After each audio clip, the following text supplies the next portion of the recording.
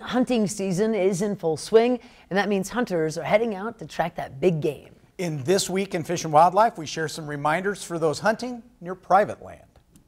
This Week in Fish and Wildlife, sponsored by your local Montana Toyota dealers. Thursday morning time once again for This Week in Fish and Wildlife. We're at Region 3 headquarters. Joining us this morning, Captain Adam Pankratz.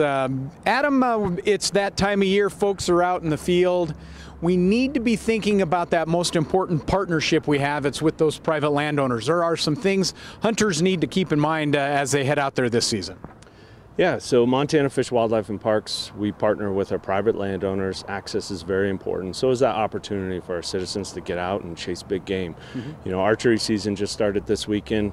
Big game general season starts next month. And as hunters go out there to pursue the animals that we all love, they need to keep some things in mind, and one is respect private land ownership. You know, a lot of the animals that we chase, their habitat exists on private land, and it's really important that they get permission before they hunt private land and respect those boundaries between public and private land.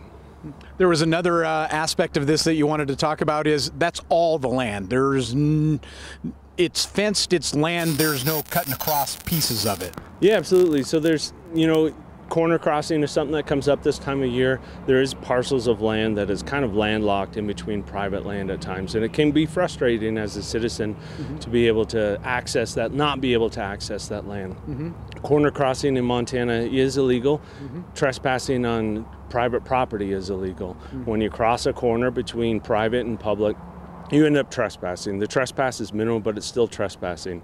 Montana law requires that hunters get permission to hunt or access private property. And so if you're going to corner cross between two public parcels, you know, that borders private, you need to get permission from that landowner to cut across that corner. So.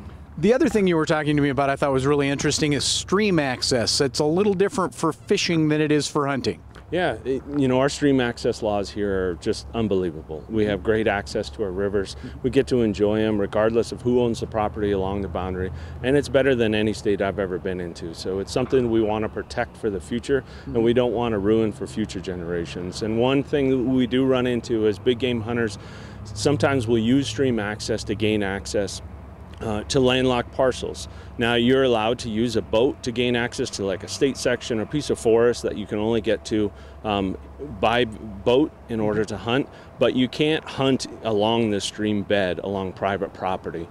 Stream access law pertains only to water-based activities. So that would be boating, fishing, duck hunting. It does not pertain to mushroom picking, dog walking, or big game hunting. So you can't like float the Gallatin River or the Jefferson River and then hunt whitetail along the riparian area of the river. You would have to get permission in order to do that. Nor can you walk up a stream bed with a bow in your hand in order to access a piece of forest or state land that's on, you know, through private. Perfect. Again, Captain Adam Pankratz joining us this morning, and that's This Week in Fish and Wildlife. This Week in Fish and Wildlife was brought to you by Toyota. Let's go places.